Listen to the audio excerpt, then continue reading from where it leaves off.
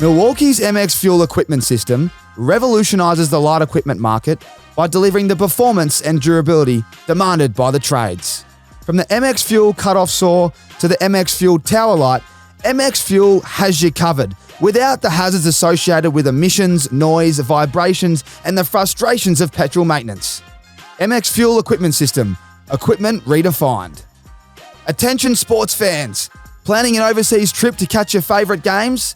Look no further than Sports Where I Am. They've got it all. League schedules, trustworthy tickets, and over 200 cities to choose from, all conveniently on one website. Plus, as an Australian company, they know the importance of great customer service for those long-haul journeys. So visit sportswhereIam.com and start planning your dream sports trip today. Sports Where I Am, your ticket to an unforgettable sports travel experience. Righto, let's get into the show. Oh, welcome, boys. American Aces, couple of debutantes. You know how important it is when you have your first game or your first podcast on American Aces. How's it feel? Oh, unbelievable. I think me and Mara have been waiting this moment for a couple of years now. So not every day you get the talent I've got across here. Two big bulls up forward. The lobby be a bit flat. He hasn't got the call up. Waiting outside. He's been on here though, Lobby. So I thought I'd get the two boys that haven't been on yet. Mates, tell us what's just happened. I think, Mara, while we're waiting for you, I went overtime before, but something that I've told you boys we're just meeting here. Obviously, we're in the van. Most people out here would know, but I haven't really told you boys we're in a van. And Naughty, just tell us what's happened just then. Yeah, so obviously we get sent the address, and then I've rocked up, parked down the road, and wandered up to the address, and it's like, fuck, this is a massive house, hey? Like, I don't think Tommy lives here, eh? Like, what's going on? And then I've peeked through the door there a little bit, and I've seen like some Nike footy boots. Yeah, I know he loves the Nikes. I've seen the foam roll. I'm like, oh, they must be just doing it in a room here. Elite operator. Yeah. Roll the back out. Yeah. Foam rolls before the potty. And I've just knocked on the door, rang the doorbell, and then a couple of minutes passed, and I rang again. And then, just the schoolgirls answered the door with a puppy, and she went, yeah, you're right. I was like, oh, yeah, just here for Tommy. No. Imagine if her dad was Tommy or something. Yeah, I was like, nah, this is the wrong house, eh? Walk down and Tommy opens the van. Where you been?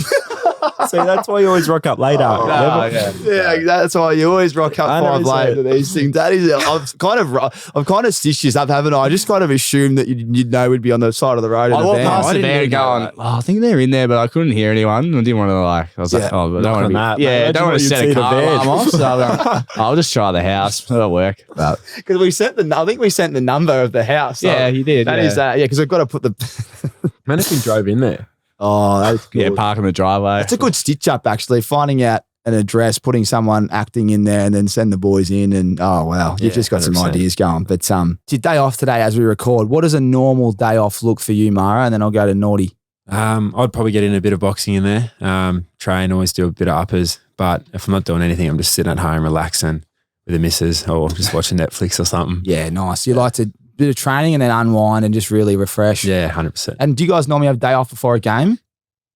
No, this has been a half day. Yeah, half day. Yeah, okay. Captain's run. So a few meetings and weights today, and sort of chill out in the arvo. The real intense meeting, isn't it? Like you just do nothing but have that intense meeting about your game plan, and make sure we're switched on. We're probably two blokes that don't like the meetings too much, but yeah, they get a bit intense that meetings, especially when you boys know what you got to do. We look like we're paying attention. Yeah. Do you have notepads? Nah, not like no notepads. Nah, that's good, man. Yeah, it's awesome. Notepads are kind of good after a meeting, I reckon, so you can absorb it and then read and review. After the meeting, we've had like 6 of them, and I don't even remember what happened at the start. Well, there's actually stats. You can only absorb so much. I think it's like 20 minutes. We just got to kiss the footy. Just wait till the highlights come up. That's where I pay attention. Well, even as you boys know, sometimes they don't play the highlights because they show all the work up the field, and then they're like, "Okay, next clip," and you're like, "Hey, show that goal." The boys are probably sick of seeing you guys on the highlight reel. Now let's talk Naughty. Let's talk about America. We've just kind of touched on your day off, but Mara, you haven't been to the States yet. How old are you now? 21. Oh, so you're officially 21. Yeah, 100%. So you're ready to go. I'm ready. I'm waiting. I've already messaged him. Is there like a crew assembling for the? A little bit. Yeah, Mara messaged me the other day and was just like, "Yeah, where are we going?" Like, so, start loosely planning things. But it went last year and it was unbelievable. Now tell me, is Crosby the skipper? He tells me he's the skipper. Is the tour guide? Is he still the tour guide? It was funny. We went with we call him Uncle Cros. Uncle Cros. Uncle Cros, and then two of my really close WA mates, and mate, he was unbelievable. Like, we just left it in his hands. He booked like a 5-week trip. Airbnbs, cars, tickets, sporting events. Like, we just literally woke up on the day and he goes, all right, we can do this or that. And we said, all right, we'll do that. And just nailed the whole trip. That. I think we've been together, but he's been talking about how good of a trip it was and how the boys just they just like, yeah, mate, we're in for anything. And he reckons that you guys had a great time. I think when he comes, I love H.E. Cros we're talking about, by the way. When he comes home, he goes, mate, have I got some stories? He loves the story time, doesn't he? 100%. I reckon there's there's a story every time, isn't there? Yeah, I think a few of the young boys in the locker room always just gravitate to him and want to hear about his America trip. I think we still got a group chat that we went with, and there's different memes that get sent in each different day, and they all sort of line up with some story or some night that happened over there. And it's so important, like post, like how stressful the year is and what the ups and downs, and then you have that month off with the boys because when you get older, you don't get to do that as much. Everyone gets, they might have misses, they have kids and all that kind of stuff. But when you're younger and you're going on these trips, they're definitely something that you always draw upon. And it only takes a photo, doesn't it? Well, I think Crosby's like 30 this year, so he's still hanging on. Well, I'm still hanging on as well, I think, But he was super, man. Like, I think the first week in LA was just unbelievable. Like, he just organised basically like 5 nights out in a row, all the sporting events, college football, like college parties, like, he's got it down packed. So he has. I'm not going to lie. When you get your sauce and you go, man, I won't say nothing. Look, Crosby, I've got to just drop all your information here because he has asked me to mention a few things, and one of them was in particular the USC college game. He reckons ask the boys about that. Yeah, I mean, I think we flew in 3 days before to LA, and obviously, try to enjoy the nightlife over there because it's pretty nice. And then, come the 4th day, we've rolled in very hungover in an Uber to the college day. And old Ben Griffiths used to play Richmond. He used to be the punter there. And then one of Cros's mates is now his younger brother's the punter at the moment. His name's Aiden for USC. And they invited us to their apartment and got to meet all their friends. And then, Ben Griffiths, I think now wife, she was a part of the lacrosse house, and mate, we were walking the streets and this whole college town is like the movies. Me and my mates couldn't believe it. Like, there's just houses, frat parties going on. Each sort of sporting team had their own houses, and they would just throw a party pre-game, and like we just rolling into these different houses and just basically getting to know them and having a party, and then it's just crazy. There's about 40,000 students, and then we all just roll in, walk together to the game because their stadiums on campus, and watch the game, they get the dub, and then it's just back to the houses and on we go. So I think it was about a 12-hour stint out there, which is you get hammered as well, like because you can't drink in the stadium, and if you do, you got to sneak it in. But they're pretty strict. But they go that hard at the tailgate, don't they? Crazy. It's cool how they just let everyone and everyone's respectful enough just to walk into the house,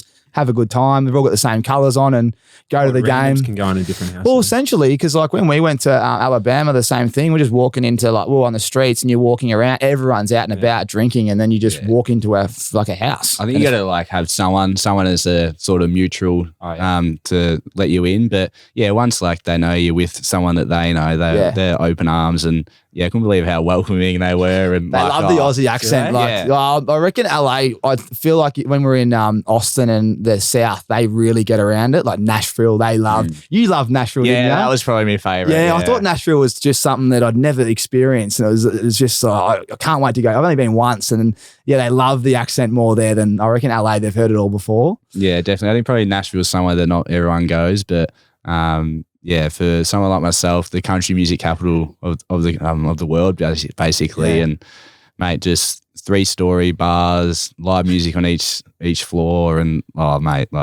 Broadway is. And you don't have high expectations in Nashville, so you're kind of like, Nashville, you go there and it's just Broadway, like you said, it's pumping. It's like Hens party capital. So when there's a Hens party, they all fly into Nashville, which is... I think they either go Vegas or they go Nashville. So it's like the country Vegas, they call it, Yeah, that's great. And do they have like wristbands at these parties? I know like some of them have like wristbands, so that's how they actually track who's in the party and who's not. Nah, we didn't really go to any of like. We saw there was like those massive frat houses. We didn't go into like one of them. I assume they do. But we were more just at like the sort of teams' houses, which were still a whole lot of fun. Yeah. That's awesome. And did you go to a nightclub called Poppies? Yeah. I knew this was coming. I'd be birthday there. Yeah, it's just a nightclub where like in LA, just LA. That's LA in a nutshell. If you go out, that was you'll see it soon. You'll see it this year if you go. Yeah, with Uncle Cross. Yeah, Uncle Cross will drag you there. Yeah, I think it was our second or third night in LA. We went there and. You know, you have to buy a bottle. I think you've had your fair share of bottles. Don't go too silly on the bottle service, mate. You can just, there's other ways around it. Yeah, we sort of got carried away a little bit. And that was probably, I think I was spewing by the end of it and may or may not have slept in the bathtub in the Airbnb. And it was hectic. But I remember, is it 1 a.m. or 2 a.m. is there curfew over there in LA? And I looked at my phone and it was like, 2:15. It was still pumping. We're going, what's going on? And the waitress they're chasing this lad, and we had a little peek over at his booth because he ordered like all these bottles, and then next minute there was someone coming out like carried in like a bathtub with sparklers, like it was crazy. And then had a little sneak peek at his bill, and it was like 50,000 US just for one night. Like it was crazy. Some blokes go off. You can tell who's spending the most money because the sparklers are going wild, and it's like, wow, this guy's flashing some cash. Yeah, no, definitely. Don't go to Poppies and just think you're getting tables and bottles and that. I mean, I think our first ever time, so we were 21, and one of the boys was the same thing. Just they free pour, so way too much alcohol. He's blind. He's thrown his card over, and they've whacked it on the card. But we all had cash because we all went there with knowing how much it was going to be. So I think it was a lot of money, but we had enough cash between 8 of us. So it's not that much, but it was a lot. We paid in the cash, but they actually charged his card, and it took 14 business days. So his whole budget was almost, I think he lost 3/4 of his budget, and he was like trying to get it back. And the boys were like, well, mate, like, what were you doing? Because he was just that pissed. He was like, yeah, I'll pay for it, trying to carry on. I remember that my mate Ollie put his card over the bar and he got charged. And then the next morning when we finally got up, we needed to get a few snacks for the Airbnb, and we went to like Trader Joe's, which is just basically their supermarket. And we found the same bottle of vodka. I think it was like 1,100 Aussie. And it was selling there for like $20. Yeah, you're paying like 5 times overs and more, and then they add the tax and gratuity, and you got a lot to. I could teach you what not to do. You know what I mean? Yeah. Paul Connors, he knows exactly what's going on here. Very good. Well, while we're on it, boys, I've got the Sports Where I Am. If you're going to go there and you're going to go to sporting events, these are your guys: Aussie company, Aussie customer service, premium seats, everything. So when you book online, these are the guys to use. And look, as I said, you come on here, you get a few little things. So flip one of these over out of the 3, mix them up, just one of them, and you guys have got what's on the back of them is a couple of sporting events. And I want you to pick the one that you'd go to first.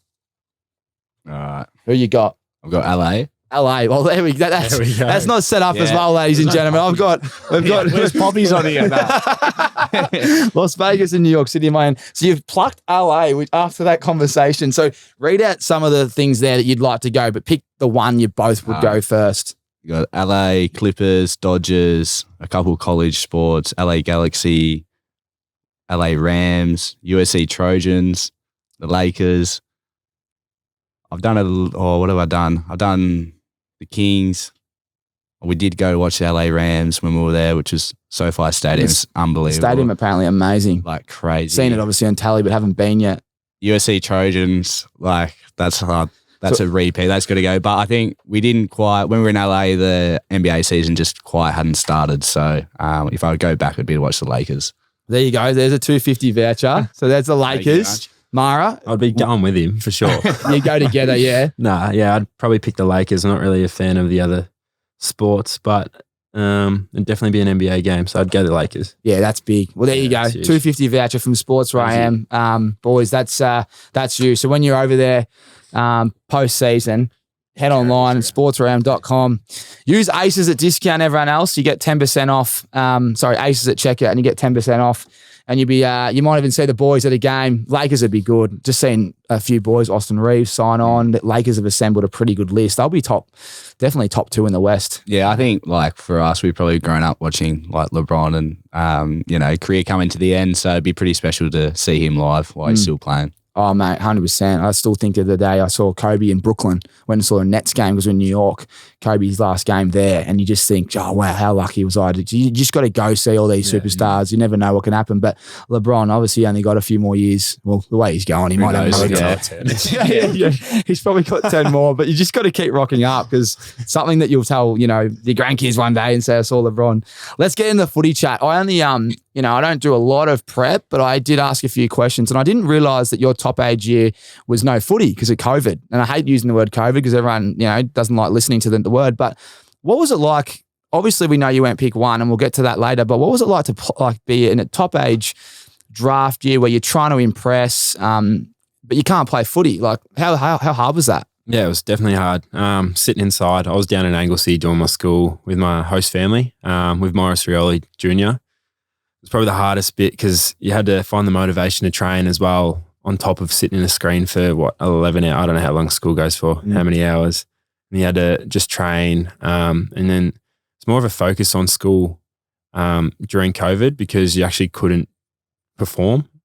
So obviously the recruiters were going to be asking your school teachers or something. I don't know. That's what they say. And then they're asking like the people around you, how you go. And then obviously they're going to pick you on based on your last year's performance. So I was pretty lucky that I played well as a bottom major. But then that year just went so long in the time. But now that I look back on it, it actually went pretty quick with year 12 year, but it definitely was completely different to everyone else's. Oh, mate, it must have been tough. What about, did you have any mates that you thought were stiff? Like they may have got drafted or they didn't get drafted because they didn't have an opportunity to kind of play? Yeah, 100%. There's boys that should have been picked up, but they didn't have a top age year.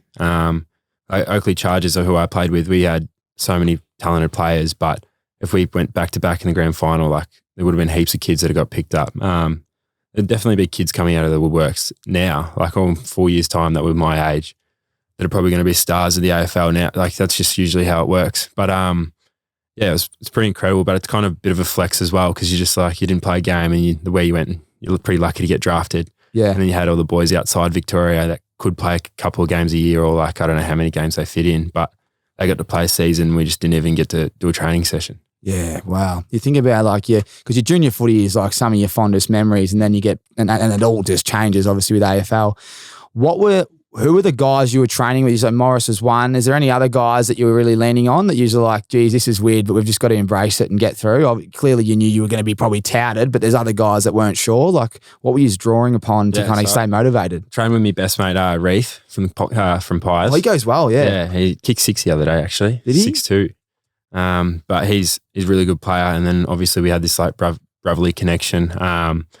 He's just looked after me and we just played our sport together the whole time I was at Scotch. He was a bloke that would play on me if I wanted to get better as a forward because he's just so competitive. But when we had the restrictions, we couldn't even train, so you just had to train on your own. So it was just your own thing. Like like lunchtime breaks of school, I'd just go outside and do weights with. Like we didn't have a gym, so I just had to do like dumbbells and just body weight stuff. And then after school, I'd go for a bike ride and then head to the oval and kick the footy. And we're only allowed an hour of training, so just had to smash that out. And then lucky I had Morris living with me, so we could train together.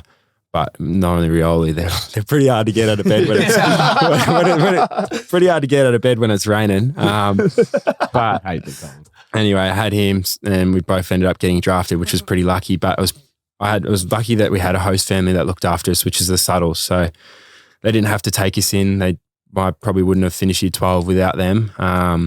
But the way they just hosted us and looked after us throughout that tough time, especially looking after their kids as well that were going through school, probably wouldn't, that's how I would have went. So many cool host families out there. Like I know the ones that looked after me, the McNeils, they just change everything. You don't realise at the time that you're getting looked after so well because you're so raw. You look back later on and go, geez, I was lucky.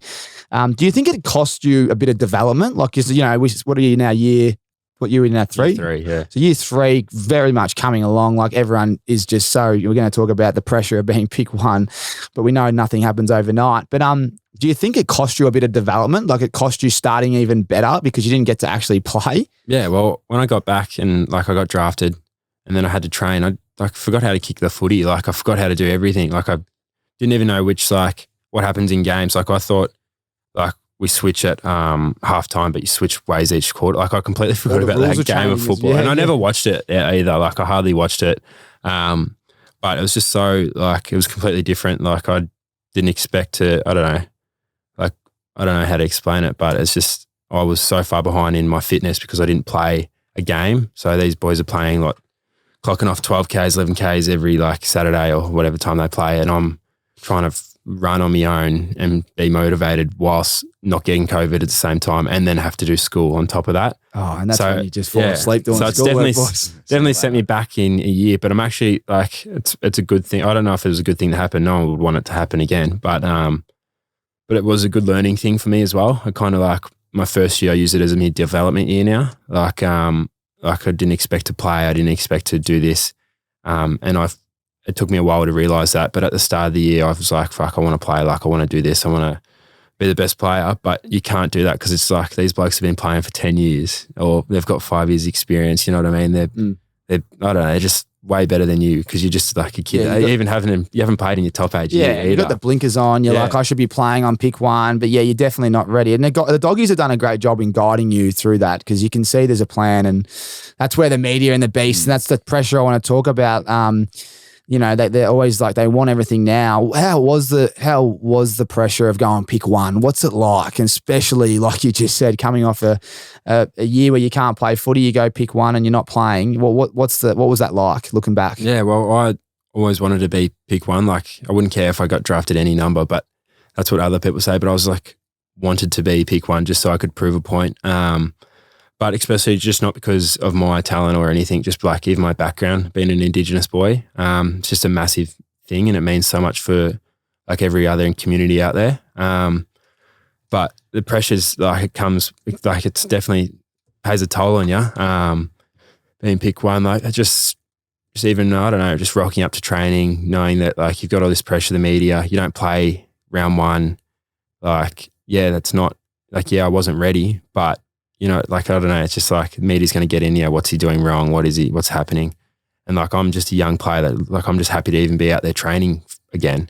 But going through that was pretty tough, but I definitely had a heap of support. I know Naughty would come up to me all the time and be like, what you need to work on and all this stuff. And they supported me, Josh Bruce, like all those, like Bonty took me out at the end of the year. But no, there's heaps of pressure to go pick 1, especially if you're rolling into a top 2 team.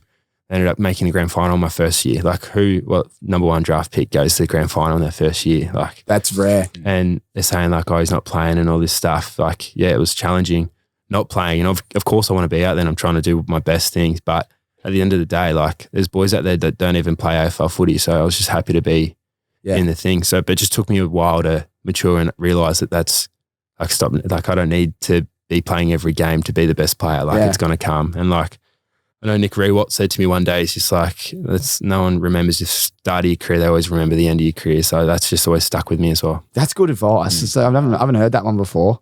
That's a really good piece. Now you look back, like, do you reckon you were riding yourself too harshly, or you were fine? Like, would you give yourself any advice? Because there's obviously going to be another pick 1 that comes through, hopefully another Indigenous boy, someone that looks up to you.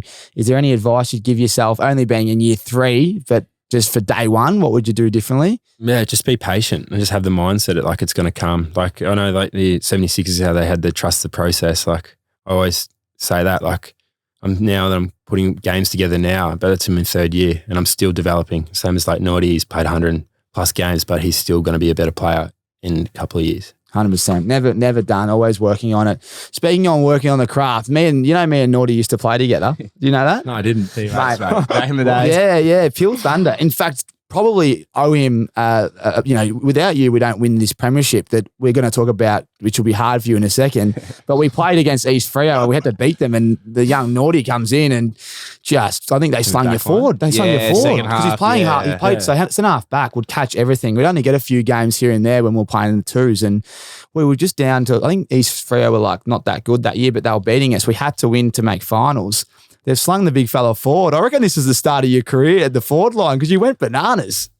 Oh, I think you kicked some crucial goals and got us over the line. I think second half just went down there, and I'd played a little bit forward in Colts here and there, like Colts footy over in WA. But first time at league, it was just like, East Freo weren't really that good. We were expected to win. We were down, and I just had to go forward and just try and mark and kick a couple goals, and luckily I did that. How many did you win by? Oh, not much, but like we wouldn't have. Looking back on it now, is one of my fondest memories winning a premiership at Waffle level because never got one in AFL. Yeah. We wouldn't have got to that without winning that game, and because Naughty went forward. But the hard thing was, and I wanted to ask you about this because you were stitched up because there's a lot of AFL players that qualified and they had to cut players to give AFL players a go, and Naughty come out of the team, which was clearly like the wrong call, but they were looking at all the AFL players. Some of them were fighting for contracts. Like, was that a hard time?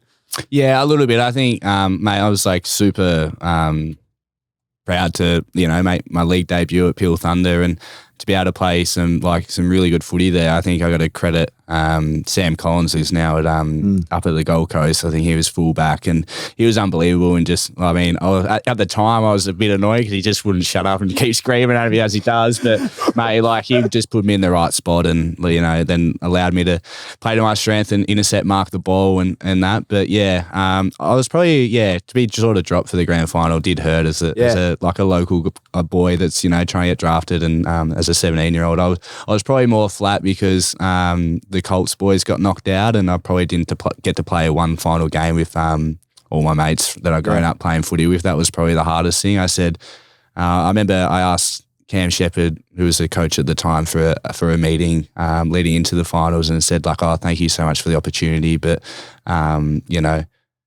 I wouldn't what's the go here? I know obviously the Freo boys are going to drop back and, their sort of priority, which is fair enough. They're on an AFL list and everything. But thank you very much. But I just sort of probably want to finish the year off playing with my boys down in the Colts and try and win a flag there. And he said, no, we value in the team and everything. I did play the first final and I thought I played really well. And then unfortunately he got me out of saying it. Unfortunately the Colts boys only left, mate. They lost by 4 points that day. And then I didn't know. I didn't realise that. Yeah, and then unfortunately emergency. It was still a cool experience. Still lapped it up. Down in Mount. But it just would have been an awesome way to finish my draft year, really, they have a lot of talk about, the alignment. There's a lot of people that like it, a lot of people that don't like it. There's always talks about, they want to give opportunities to local players, and it was probably the one time that they could have, but they didn't.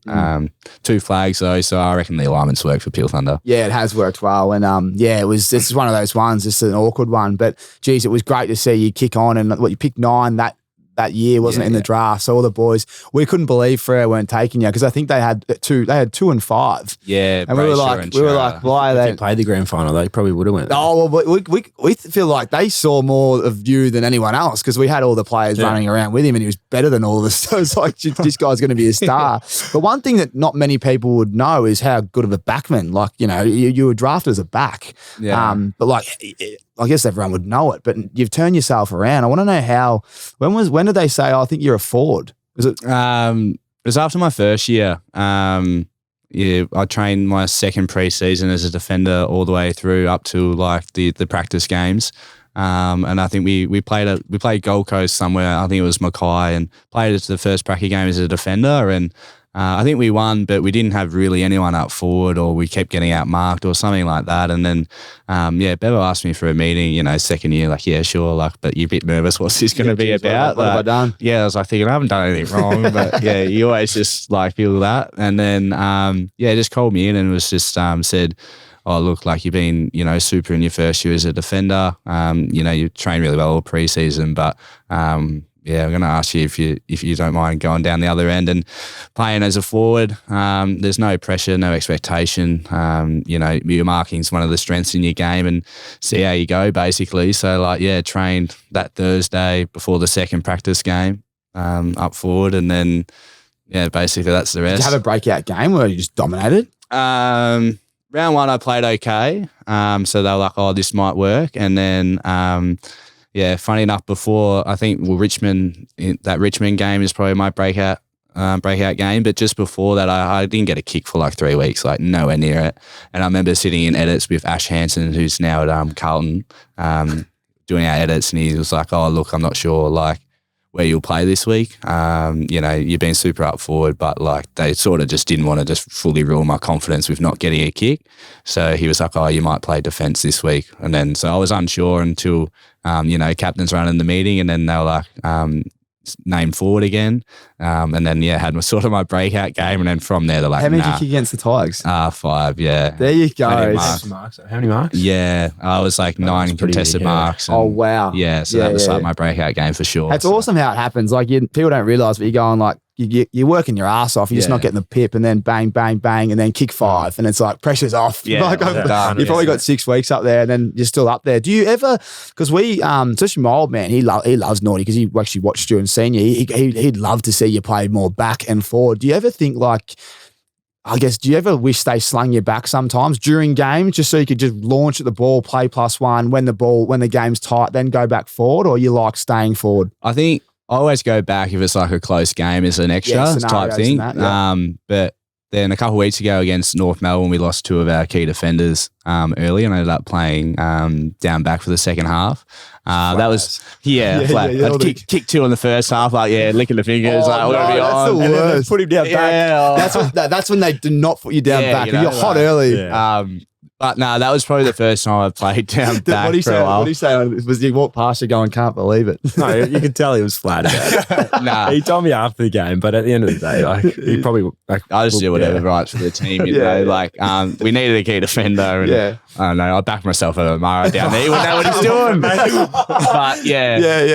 I did probably like having a stint at like a full half down there. I Gets you in the game, doesn't it? Yeah, but I realised like I love playing forward more for sure. Yeah, right. Yeah. What's harder, forward? Yeah, definitely. Yeah, but more rewarding, isn't it? Yeah, definitely more chocolates. I mean, if you're not getting a kick or you're not near it, you just get the fan. Don't you? I know. Matty Taverner well. Yeah. Tabsy couldn't get a game. He was playing Peel with us at the time, and I'll never forget he come out. He was all rattled and.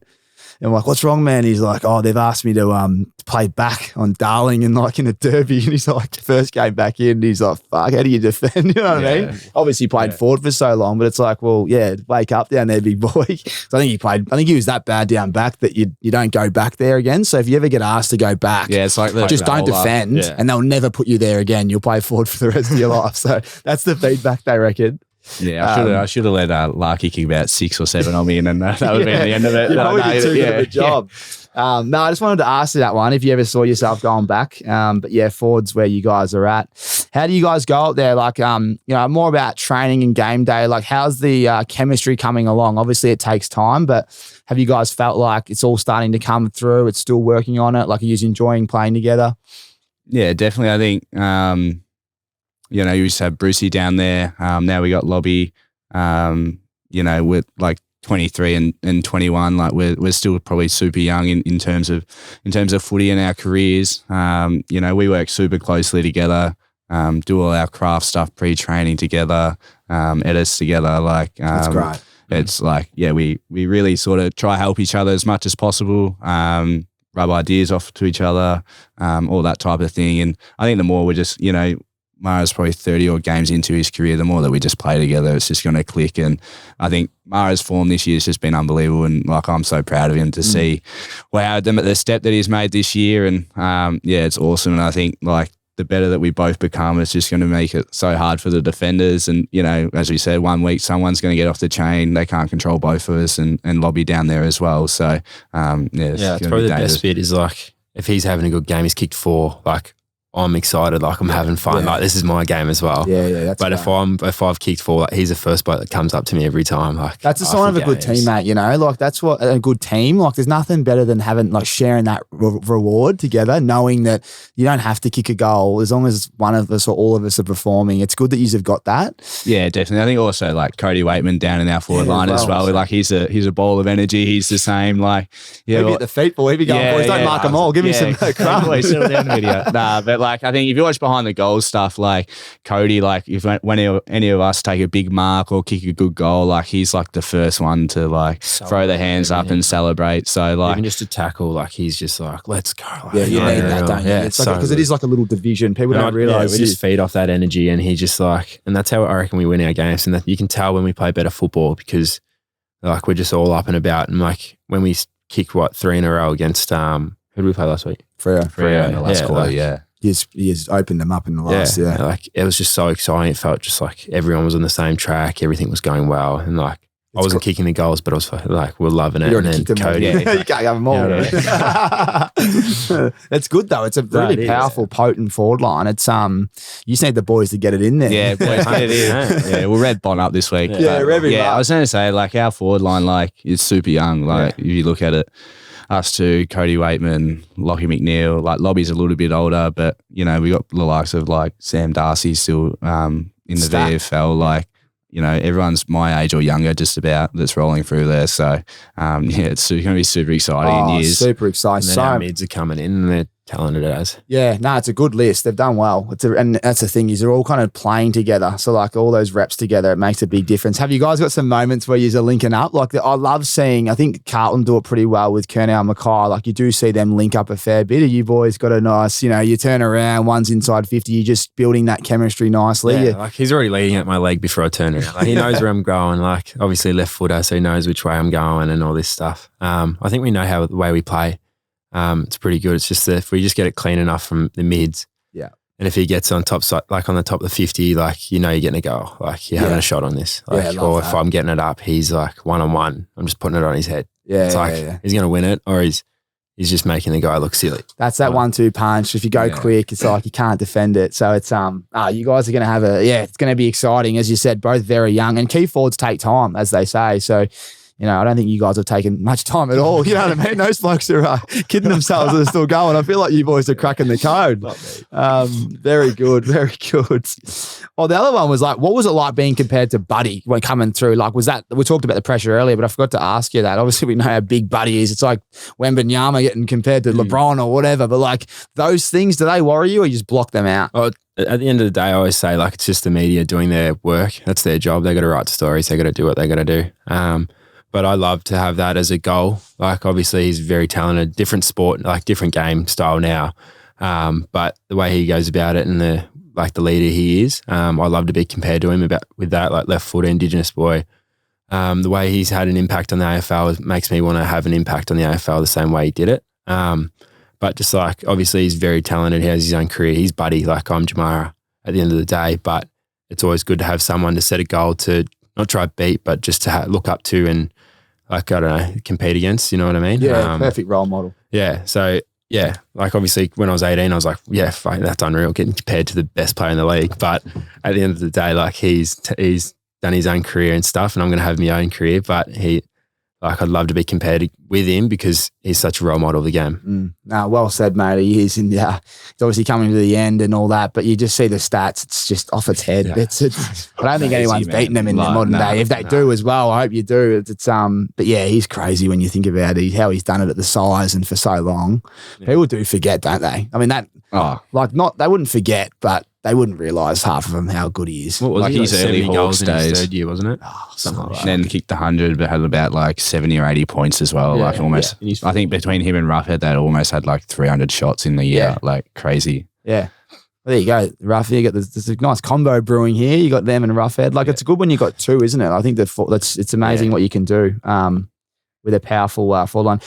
On your craft that you've worked together, break it down. Let's get like just quickly for the people that are listening, a lot of the Dogs fans or anyone out there that plays footy, but what craft are the two, superstar forwards like yourselves working on? Because sometimes it's something that people wouldn't even realize. Like, is it goal kicking? Is it touch? Is it leading? Is it marking? Is it contested stuff? Like, what is it at the moment that you guys would find yourself working together on in craft? In the morning, we're always working on our hands. So marking, body positioning, even just reflexes and all that stuff. So we get up every morning, we always book a time in to just go in, me and him just go in there in the gym with Spang, who's our forwards coach. Just go in there, do probably 20 minutes, 25 minutes of work. And then depending on how we played the week before, let's say I was a bit like my flea flicks weren't hitting my handballs. I would work on my handballs after, or if Naughty's like, I don't know, he had his own work to work on, he would just do that beforehand. But yeah, after training sessions, we're probably more goal kicking lately, but definitely always marking and just the little fundamental stuff. Yeah, I think like the big one for us is like pre-training, we still work on our strengths. I think like that's what makes us great players. So pre-training is a lot of hand-eye and marking stuff, and then that's sort of done on the courts, not outside on the oval. And then post-training is probably, whether it's marking on the marking bag, a bit more body positioning stuff and one-on-one craft, or like you said, goal kicking is probably the other one. But yeah, it sort of changes, week to week, depending on the break of the game, or, if we're a little bit sore, we might do a little less contested stuff and just do a bit more hand-eye stuff. Nah, it's good. It's good for people to listen to that. Like, work on your strengths. Everyone goes a week-to-week review and there's always something that bobbles up. It's good that you work on your strengths, touch on the little weaknesses or from the weekend and some, just to work on, and then your goal kicking and everything else. Is that something that you've just started this year? You've been doing that for the last 2-3? He's been doing it for his whole career. So you've kind of just gravitated to Naughty's program. That's great. Yeah, I think I started, and then when Josh Bruce come over, he was huge. That was something that he sort of brought. So that was before Mara come to the club. But yeah, he dragged me, and me and he would be in there, every morning. And then since Jamarra's joined, he's sort of joined us. It's like you got to work hard to make it at the level, and all these little things add up. Like we might not see the the results straight away, but if you keep plugging away, after a month or 6 months or even a year, like it's going to eventually pay dividends. Like what is it? The karate kick. He does like that jacket on. Yeah. It just comes out naturally. 100%. I was just thinking as you talk, because you've got to be better than your defender. Yeah. That's where my next question is going here before I get to goal kicking was, who's the defender? I probably shouldn't ask you this because you're going to give him an out, but maybe someone that's tough to match up on, or you've had battles and you enjoy. Who's a defender that you think he definitely works on his craft? I respect his game. Just one. Mine would probably be Rampy. Like ever since my debut, it's just like nightmares. Got your raw though. He's just he's obviously good. He's the way he positions you, the way he holds you, and he's really good at grabbing like your levers and stuff and just moving your body around. Obviously a lot more work to do in the gym, but just the way he can control your body from just little weak spots from behind. And then as my first game when I first played him was pretty tough, but then my second game I kind of worked around it a little bit, but he's just a really good player. So yeah, nice. Yeah, well, he's a gun. I'd say probably Stephen May. Like he's big Maisie. Yeah, he's an ace. Yeah, he's a big fan. But he's like, I think just athletically gifted. Like he's super quick, super strong, and that type of thing. So yeah, he's the one. I think my power and my speed's probably one of my strengths, and he matches up really well. So, but it's like anything. Like I love, like this week we got Collingwood Friday night against Darcy Moore. Like you love that. Yeah, I look forward to the best defenders playing on me and having that matchup, and that's sort of why you play footy to sort of test yourself against the best. So yeah, that's good. You want the big heavyweight battles, and that's why people go watch the footy. And you got to be on your best because they're good, aren't they? Like you guys, the thing with defenders, I played halfback, wasn't their key, but when you're playing wing, it's, you just start to look at what the key defenders are doing. You look at the forwards. So the forwards are working on goal kicking and the defenders are working on spoiling. Like it's a much better place to be, isn't it? The forward line than all the craft. Like imagine your craft, not imagine, like we've all done it, but it's just a different game, to put food on the table as a defender. You're one-on-one in the cage with you blokes. Like it's a bit different if you get beat because you only need a quarter, where if they get beat, they get absolutely absolutely embarrassed. Yeah. So you got to respect the big I think boys. at training we love it. Like when we do forwards versus defenders, like me and Mara are always chirping the key backs. Like ooh, Teammates, yeah. nervous boys today. Like at training, Especially now that Brucey's down there, it's pretty funny. Yeah, like he's got good lip as well. 100%. Who's the lippiest out there that you've played? Oh. So I used to love when we were playing back. You'd always have the lippy forwards, like don't stand there, mate. Jump on your head, like as a forward. Like I haven't had any in AFL, but VFL copped it from like heaps of like I don't know who they were, but just abuse. And I'm like, what are you doing, mate? Like I don't know. Like there's a reason why you're playing on me. Like all this stuff, like it's just so annoying that this kid's just bashing me this whole game. Yeah, that's their grand final. Yeah, 100%. That's why it's hard going back to the twos, boys. You don't want to go back to the twos. He wouldn't know about it. Yeah, you wouldn't know about it. Fingers crossed. Fingers crossed, mate. I mean, you've done your Peel I tell the boys, played 7 at Peel, that's enough. That's great. Yeah, you don't want to know. I don't think you want to know. I don't think you can. If you can stay there, it's great. Talk to me about goal kicking. I want to talk to you first because I saw a clip. I don't watch too much TV, but on the Instagram, I saw Matty Lloyd, who, the big velvet sledgehammer was one of my favourite growing up, and he picked up something with you when you're having a shot for goal where you spin the ball in this one occasion and the laces come upside down and then you kick it, but you can't see the camera come around to confirm it.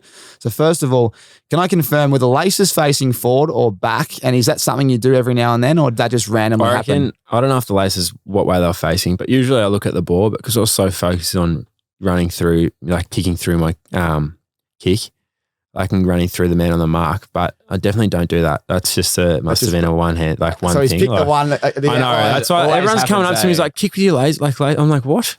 And then I looked at it and I'm like, I never do that. It's just because I probably was so focused on trying to kick through the ball and like just go through my routine that I've lost like concentration on the ball, or I reckon maybe the laces were up. I don't know. I can't remember, but if the kick did end up like that, maybe he was right. Like, I'm not going to do that, obviously. Yeah, so confirming you are laces forward. Yeah, I'm laces forward. There we go. You'd hope so. I was going to say, we need if I can teach someone something today. Maybe I should just start doing it. Maybe just do it first game this week. Just go laces up. If I have Mark, I'll look at the laces and then I'll look at the camera and then spin it back. I've actually never really done it, so I'd love to know how hard it is. But yeah, it'd be good to see if it works. Do you guys have goal kicking routines? Because a lot of people don't realise there's a bit of work behind the scenes. And if you do have one, what would your routine be when you mark the ball? Yeah, we both would have one. I definitely got mine. Mine's a shorter approach. I'm not real stepped out to like specific steps. Make sure I'm far enough away from the man on the mark so that takes him sort of out of the equation. And then probably depending on how far out I am is 1 or 2 extra steps for a bit more momentum, but roughly about 5 and 5, or I like to keep it pretty short. My strongest cue is like a strong line to goal. I'm pretty linear with the way that I do it, and as sometimes when you're a bit fatigued or whatever else, you veer off to you sort of start your run up left or right of the goals, and that's tend to where I miss. I kick it directly where I'm running, so. Just probably under. So you like to stay straight? Yeah, as straight as possible. Normally then ends up, hopefully kicking the goal. But obviously when under fatigue, you sometimes can go away from your routine, which is probably the thing that we're trying to correct is no matter how cooked we are or knackered or what's happening in the game is to preach on that because, I think we're both good kicks of the footy, and if we stick to our routine, it works. Yeah, well said. What about you, mate? Yeah, so if I'm obviously I've marked it. I always like to take at least 20 steps back, and then I'm 7 and then 7 running. But my main focus is just kicking through the ball. Obviously, if I sit back, as Naughty said, fatigued. But now that I've just more of a focus on concentrating, saying all right, I'm walking now. I'm about jogging, and I'm about to kick. And then preparing your mind to say I'm kicking this. So I don't know how, one of my coaches, Jamie Maddox, helped me with this video. He's showed me the best shooter, a guy with a rifle. He's he tells himself, I'm about to shoot. And he's the best shooter and he's won gold medals or something like that. And I've tried it with my football set shots, and it's obviously helped a lot more. So I was just preparing and telling your mind that what's about to happen, so you're not relaxed or you're not so you're ready for it. You know what I mean? Yeah, that's why I wanted to ask you, because people don't realize there's actually a routine out there. Like, you know, sometimes when you're missing, it is fatigue, but like as long as you stick to your routine, you know you'll fix it. But a lot of people out there, and there's a lot of people that do it right, but I think like even paddock footballers would not go back and have a routine. No. Well, when I got swung forward, I didn't have anything. And you need it, don't you? Because it's not just late in quarters, but like if you have a mark after the siren, or you're playing against a big crowd, like your routine distracts you. So it's kind of like, I love asking people because everyone's got a different one as well. Yeah, the hardest thing is not listening to other people, like knowing they're telling you, oh, you got to do this, got to do that. Like Naughty's the only bloke that comes up to me and be like, he just goes, mate, you're a good kick, just do what you do, don't listen to these blokes. Like, like, stick to the plan. You're the only one that can control it and knows what happens. Like, you know what I mean? Just stick to the plan, and then I think the biggest thing is like, even if you do miss a couple, is not trying to like overcorrect and do something else. It's just to keep coming back to it. Like, you know, it's worked in the past, it will work again. Like we're going to miss shots. I think the biggest thing is like, you know, if you miss a couple, like you obviously want to kick them and you're a bit disappointed, but it's like, oh, at least I'm getting them. Like, it's coming. Yeah, just take another big clunk.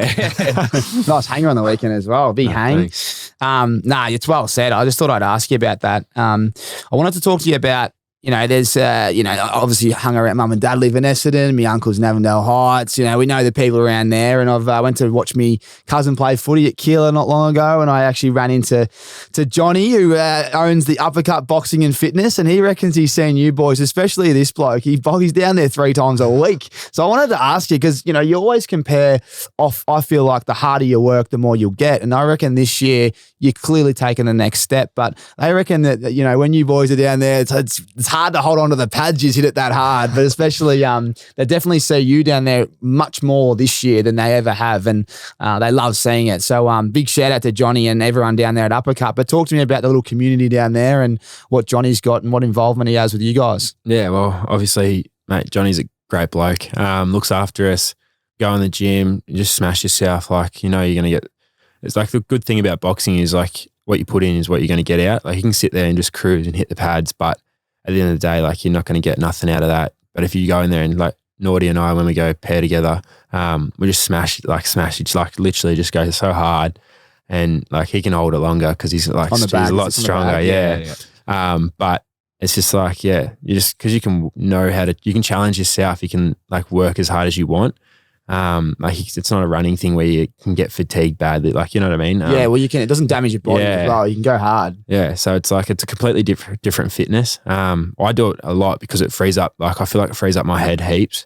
Like just makes me feel so good. It's like when I go, like, I rarely surf, like I'd go out and paddle down an Anglesea at my mate's house for like here and there, but just the feeling after is just unbelievable. Like you're just fresh, you feel so good. That's what I get out of boxing, and I just love it because there's all these little fundamental things you can learn about it. Like it helps with me, like football, like body contact, like where to like push your hands and stuff, your footwork, how to open up, and just like, just open up your hips and even leading and stuff. Like it can help with that in the way you can like jab a body, but you can push instead someone's shoulder. They're going to pull them off guard and then you can go that way. Like it's just like little things you can learn from that. But I love it. So I obviously would love to do it after footy, but definitely when we're in there, it's like, it's elite. Like, it's great when you got a mate to do it with. What is your favourite session in there? You know, when you go in there, clearly it's a cardio hit because you guys are boxing. Like I got my little squeezer cousin Jimmy. Apparently he reckons he's holding the bag. Mara said, geez, you'd be throwing him on the wall. He's weak as piss. But like it's a full little community that you guys roll in, just do a session. It's like good hit, isn't it? Yeah, I think that's the best thing about like Johnny's gym out there is just like everyone knows everyone. We head out there and no one treats us any different just because we play AFL, which and is that. Great, isn't it? You know, a lot of people that Johnny's known for years and years and grown up with. That's probably the best thing about it. And everyone, you know, looks after us. You know, we respect them, they respect us, and it's just a great community out there, really. It's good. It's a good release as well from being in the club. You get to see it's just a little bit of a taste on the outside and back. I think like, you know, you end up spending so much hours together with, you know, your teammates and everything, and it's sort of nice to, you can probably get caught up in the footy bubble and just doing everything with, you know, guys from the club. You know, we obviously go together, but just to be out there and mixing with you know, different people out there in the community, you know, with a similar interest of boxing is good. But one thing, I wouldn't mess with him if he's pretty They good. reckon he can hit the bag, but they reckon they're still waiting to see you go toe to toe with the old boys in the ring. They reckon you boys just, on the bag. They want to see you in the ring soon. But actually, the best bit about the training is when Johnny gets this like big juggernaut like vest on, like it's the body sparring thing, and he just keeps walking at you, and you're just like a big boy, and he's just trying to push him. Your shoulders are dead, and he just keeps walking at you, and you're just going to get him away. But like, yeah, when we're in the ring, it's like it's completely different compared to hitting the bag. Yeah. Yeah. And you found like your fitness has gone to the next level as well? Yeah, definitely. I reckon it like helps with obviously your cardio, like it just smashes it. Definitely. Like you're like I loved it, like skipping. I reckon that helped me heaps with just like losing weight and just like putting on the better weight. Like, I don't know, just getting stronger. And yeah, completely different fitness, and it just makes you a lot sharper. Like just in general, like just even like speed, like all that stuff. It does all these little things that you wouldn't even think it does, but definitely helps me heaps. And I know like every time I box during a week, I play all right. But if I don't box, I don't reckon I go well. That's funny. How many times are you boxing a week, you boys, off like away from the club, outside of what's already an elite program? Is it's almost at capacity. How many other days are you boxing? I'm definitely doing it once a week. But if we have a longer week, I'd definitely jump in twice, depending on how I pull up after games. Yeah. Yeah, that's awesome. Not many people do that. I know a lot of people do some stuff away, but yeah, it's pretty cool. I think there's been times where we've been like, oh, do you want to go tonight? And we're like maybe a little bit knackered, but as you said, like as soon as you go and you've done the session, like you automatically feel a lot better than you were going into it. Boys, so welcome to the real world. I tell you, well, that's every day. You get up, you go, I don't know if I can do it. I think tomorrow might be the day. But then you do it and you go, geez, I feel grouse. 100%. Don't you reckon? Like you walk in there, half the battle's just got to get there. You know what I mean? Like, that's what we take for granted, I reckon, us AFL players, is just the routine, the schedule. It's just all set out. Like even just the gym equipment set up, like setting up a trap bar in the off season is the worst thing ever, mate. And then I'm doing it, and I'm like, bloody hell. Yeah, I know, especially when you're lifting with big boys as well. Like when you're a bloody pipsqueak like me, mate, I'm like, oh, geez, I'll just do the 60s, not the 80s. Yeah, that's a piss. No, you're right. It's good. Well, yeah, mate, big shout out to Johnny because he's a great man, and no doubt people listening who want to get involved. So Uppercut Boxing and Fitness in East Keeler, if you're around there, get there. You'll see the boys there. No doubt about it. What else have I got here about the I wanted to talk to you about outside of footy as well. So you speak about boxing, you spoke about your day off earlier, but like what else do you do? You love the outdoors, don't you? Like anything else that you guys like to do away from the game that not many people would know?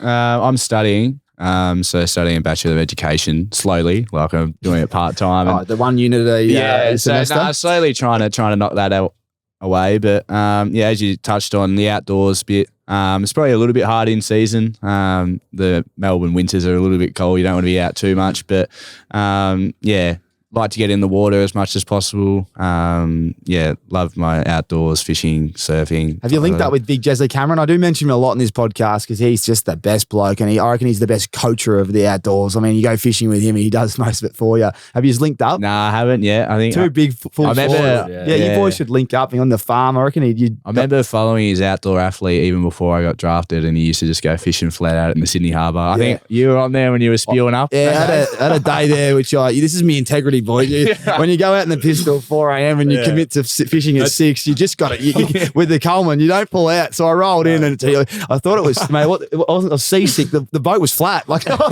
was going, gee, because I stopped talking. He's like, what's wrong with him? I'm like, mate, I'm gone here. And then all the brekkie burger was coming up. Got me big time. But I had a fish on the line and he's like, what do you do? I go, big fella, get the camera out. I'm about to throw up and pull up one of these big fishes here. And that's exactly what happened. But he's great though. Like he's obviously one of the best blokes. But going fishing with him, going to his farm, he's all over it. I think he had a baby lamb last night. He was carrying on about he's got some good content. Back to the boxing, I forgot to ask you, who's the best on the gloves? Like you just said, the big fella, easily? By far, for sure. I'd back him in. Have you seen Sonny Walters? Have you seen? I haven't, no. So all the brothers, mate, these are all guns on the glove. I remember he was the he's not someone you don't want to mess with in the ring. Yeah. But they're all so good. But you wouldn't know, you know what I mean? Like it's one of those blokes. That's with everyone, I reckon. Yeah. When you go into the boxing gym, you think like these blokes won't be able to but They'd prove you wrong though. Oh yeah, you wouldn't want to start. You wouldn't want to just walk in the pub and like accidentally bump this bloke and he starts on you. You think, yeah, I've got a chance here. No, lover over here. No, not a hater, lover, mate. You're gonna hit me anyway. Just leave me alone. I can't fight. Who couldn't fight their way out of a wet paper bag? Who's the one bloke you reckon no good? I reckon McRae. Jack McRae, mate. His glove sits in the box all the like game day, and I'm like, mate, why are these even made? Number 11 on them. I'm like, they're just sitting there. Jesus, that number 11, it's familiar with me, but I'm pretty fresh as well. Oh, that's great. That's very good, McRae. I was looking forward to that one. It's like who's the best and who might not be the best.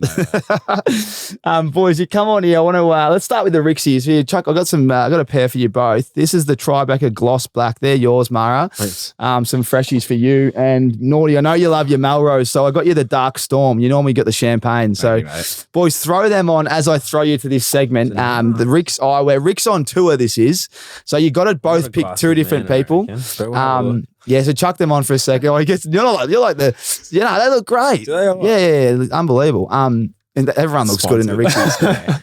When it comes to Rix on tour, you both got to pick two people. They can't be the same. And tell me the location you take the Rixies in the off season, and obviously who you go with. I'll go first. Yeah, Naughty first. I'm taking Josh Bruce and Libba, and we're going to Oktoberfest. Oh, what a crew and what an event. Yeah. You haven't been there I haven't been yet, so it's on the bucket list. Brucey showed me some videos of him sculling the steins, and that'd be the one for me. And good, you guys would drink a few. Like I think fives, the over-under is about 5 if you're your size. I reckon 4.5 my size, and you're absolutely blind. How many times have you been? I've only been once, but it's like... we can't do that. We'll miss it, won't we? I think with the extra round this year and the granny and that, it's all pushed back. So you miss it. Yeah, you have to wait. Because we'll be playing in the granny, obviously. Of course. You've got to always, that's the thing, you always book, if you're in finals, you always book in October. Yeah. Because you just know. And then you're hoping the BNF straight away. So there you go. That's a wild crew. Fuck, that'd be good times. What about you, Mara? Nah, you got to pick two. You got to pick freshies and a fresh location. Oh, I don't know about location, but I'll take Sam Darcy. I'm a Luke Cleary. Reckon they'll get lost. I don't know enough about these boys. Give me a little bit. Why would you take these two? These blokes are living in the house together. Probably the worst trio you can get. There's a Cody Ruck in there as well. Obviously, like fresh bulldogs, but they're very green, aren't they? They're good boys. Like you can hang out with them all night and love the pranks on each other. Like I'm talking like they're putting milk at like someone's front of the door and they're knocking and running. Oh, I love the pranks. They're the best. Like they're the pranksters at the doggies. They're the pranksters. Yeah. But that's good. Give me some of the best pranksters you've heard. Don't have to name them, but I've got a couple I want to. I think the best was the boys that Mara just mentioned. They tried to prank Bailey Dale. And like the boys have like security cameras, and then next minute, so they've sent it all in the group chat. So he's like thieves. The boys just right there, like, nah, wasn't me. Where's the proof? But then Bailey Dale got his partner to call them Sam Darcy on no caller ID with like this massive script of pretending to be like a copper. Yeah.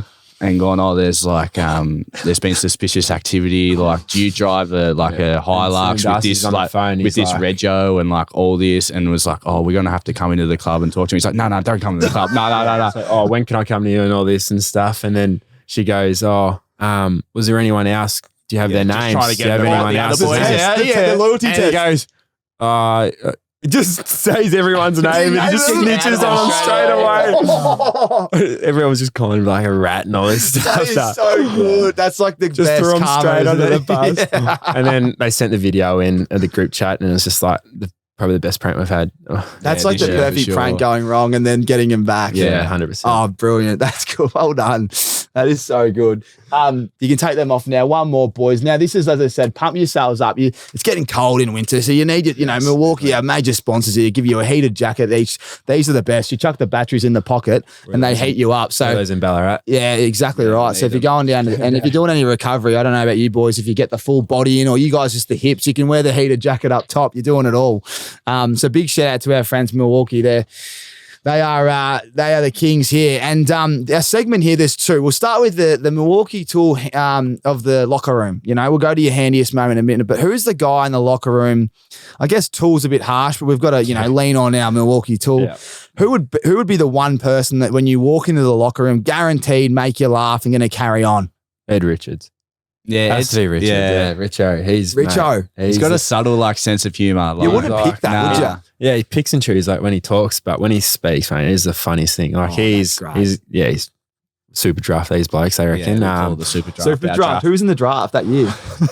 Is it the opposite of a super draft? No, it's actually right. Myself, Ed Richards, Billy Gowers, Bill, and then Cal Porter. Like the four of us. That's a great crew to go away with. That's definitely a super draft. That's what we just like to call it. But Naughty carrying the boys there. No, definitely Richo. He's a good man. I've met him a couple of times. That's great. Love the tools. We love hearing who they are. I want to go to your handiest moment. So think deep, boys. I know everyone hates plugging themselves, but if there's a moment that stands out so far in your career, the handiest thing you've done on the footy field, tell me the Milwaukee tool handiest thing you've done individually, what would come front of mind? Start with you, Mara, because I reckon he's going, I'll kick 4 last week. I know yours. Nah, mine would be the Melbourne game, I reckon. Definitely probably the ceiling goal. Yeah, I'd say it's ceiling goal, game winner, even though there's probably 5 seconds left. But if now I still get nervous thinking about it. Like if I miss that on the full, they're down the other end probably kicking a goal. And that's why I kicked it. Like went through the routine, backed it in. Yes. Was anyone chirping on the boundary? No, they all loved it. Even the Melbourne supporters were filming me. I was looked at the back. I've looked back at it a couple of times, but that was my handy moment. That's great. That's a great moment. What about you, Naughty? I don't know, like maybe just one of the hangers. Which one? What's the hanger? I think probably not the biggest, but I reckon my favourite one was against Freo in 21. I think it was on McNeil? No, that was Port Adelaide. Who just sit on? I love the huge step ladder. Wilson. Oh, Willow. Yeah. Mandra boy. The two Mandra boys. I think he was chirping or getting into Cody and he did something and I was like, I'm going to hopefully he sits in the hole and I'm going to clean him up. And then, big one coming, he was there and I've gone to clean him up, but he was nowhere near the ball. So that's why I've gone way past it and had to come back to try and mark it. Yeah. That's brilliant. So I reckon that's probably Willow's a pisser. You'd love Willow as well. He would be chef. Yeah, you would be. Yeah. That's great. Taking hangers, boys. Something I've never done. You're very talented and I just can't thank you enough for coming on here. This is good. Getting 2 big forwards. Come back again. All the best for the rest of the year. But keep doing your thing. It's good to see you showing the young fella around. It's a great little crop there, 23, 21, both playing forward. But thanks so much for your time and keep kicking goals. Pun unintended, because it's good to see. Good to see good blokes doing good things on the footy field. Thanks, mate. Appreciate it. Mate. And good luck in America. Hopefully Crosby's there and he's carrying on. Give us some stories from Sports RAM. You got your vouchers, you're ready to go. That's a wrap, guys. Thanks for tuning in. Love all your support. If you're loving the potty, remember, subscribe. Flick this one around to your mates. The boys have been kind enough to give up their time. So hopefully you enjoyed that one and we'll see you on the next one. Thanks for listening to another episode of Tommy Talks, where you literally can't thank you enough for all your support. Righto, we'll see you on the next podcast. Milwaukee's MX Fuel equipment system revolutionises the light equipment market by delivering the performance and durability demanded by the trades. From the MX Fuel cut-off saw to the MX Fuel tower light, MX Fuel has you covered without the hazards associated with emissions, noise, vibrations, and the frustrations of petrol maintenance. MX Fuel equipment system, equipment redefined. Attention sports fans, planning an overseas trip to catch your favourite games? Look no further than Sports Where I Am. They've got it all. League schedules, trustworthy tickets, and over 200 cities to choose from, all conveniently on one website. Plus, as an Australian company, they know the importance of great customer service for those long-haul journeys. So visit sportswhereIam.com and start planning your dream sports trip today. Sports Where I Am, your ticket to an unforgettable sports travel experience.